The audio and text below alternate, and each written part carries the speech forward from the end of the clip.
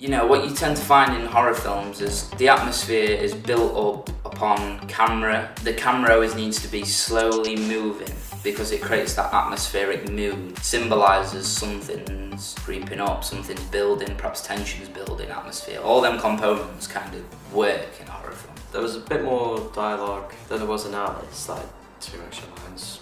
Not that much. But I spent most of it in my bed, which was quite cosy. You can't underestimate in terms of sound design because many people, they grab a camera and they think cinematography is everything. You know, that's what makes film because it's a visual medium. But you're kind of missing a big point about sound. And to me, sound's a bit more important than visuals in horror films because, for example, you can have a monster, right? Your film's about a monster, a creature, whatever. And if you show that to the audience, the monster, 6 or 7 times, I guarantee that they're not going to find it as frightening as you think because they've seen it 7 times, so they become used to it, they become immune to it. So you take the other example, and what you do is you show the monster once or twice, right?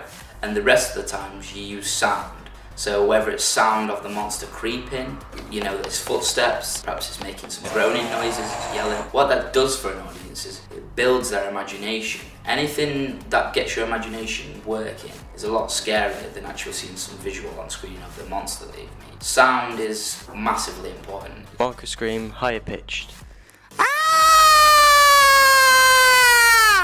Basically, we had a 2-man crew, so we had me, who was in charge of sound and directing, and then we had Elizabeth, who was in charge of camera. I brought storyboards onto set. I mean, the storyboards were a rough idea because the thing is, when you get to locations, storyboards tend to change anyway.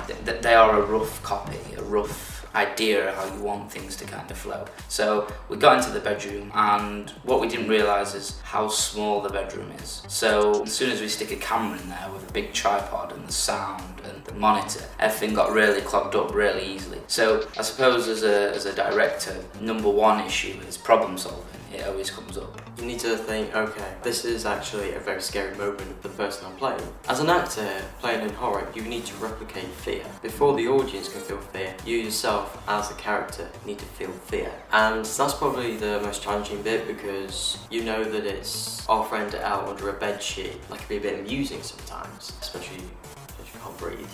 Elle played the Lady in White, and the Lady in White started from making the short film Alice. If you remember in the short film Alice, you get the lady rocking on the sofa back and forth. And after making the Alice, I thought, you know, perhaps we could expand the universe. All it was we used Jeff's bedsheets and then we put like a bandage around her head and tied it, almost giving some type of symbol that perhaps she was hung. You know, we haven't gone into the backstory of the Lady in White, but that's left to the audience's perception of what the Lady in White is, you know. I think what's really creepy about it is that you don't really see underneath the bedsheet, so you don't know what she looks like, which again is playing on this fear of our imagination is a lot stronger than any visual we could put on screen for you. It's a frightening concept.